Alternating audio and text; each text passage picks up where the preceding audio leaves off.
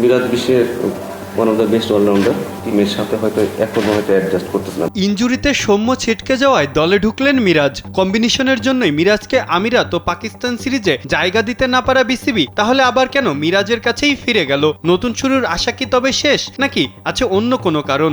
যেটা আমি বললাম যে টিম হয়তো মাঝে মাঝে আপনাকে কিছু কম্বিনেশনের কারণে আপনার বেস্ট প্লেয়ারটাকে আপনাকে হয়তো বাইরে রাখতে হচ্ছে। এটা কারণ আমার তো আবার বোলিং করা লাগবে। সাকিব আল হাসান আগে থেকেই নেই, দলের ট্যাকটিক্যাল সিদ্ধান্তের জন্য জায়গা হয়নি মিরাজের। টাইগারদের ডেরাই ছিল না তেমন কোনো proper allrounder. Coach Salauddin makeshift allrounder তৈরির আশ্বাস দিয়েছিলেন বটে। মিরপুরে বিগ শট আর ব্যাটিং প্র্যাকটিসের মহড়াও বসিয়েছিলেন শেখ মেহেদী, তবে মাঠের খেলায় তার ছাপ ছিল না এক বিন্দুও। 2 ম্যাচে রান করেছেন সমান 2 করে, বল খেলেছেন মোট 14টা। সে যে সময় ক্রিজে ছিলেন তখন আর যাই হোক তাকে মিডল অর্ডার ব্যাটার মনে হয়নি।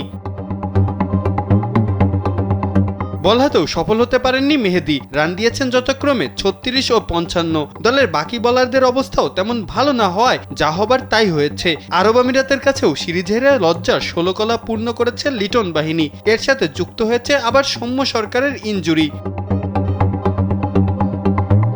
তাই তো তড়িঘড়ি করেই মিরাজকে দলে ফিরিয়েছে বিসিবি। যদিও বাংলাদেশ পাকিস্তানে যাওয়ার আগেই সেখানে পৌঁছে গেছেন এই টাইগার অলরাউন্ডার। বিপিএল সেরা হয়েও দলে জায়গা না পাওয়ার আক্ষেপ করলেও বাস্তবতা মেনে নিয়েছিলেন মিরাজ। বলেছিলেন জাতীয় দলে জায়গা পেলে তো আর পিএসএল খেলতে পারতাম না। যদিও মিরাজ এখন 2 জায়গায় খেলতে পারবেন।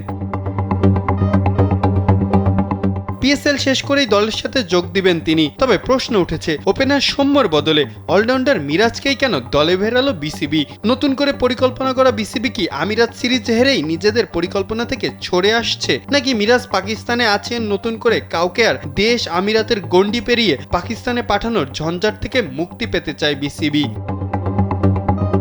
মাহফুজ আহমেদ, কালবেলা।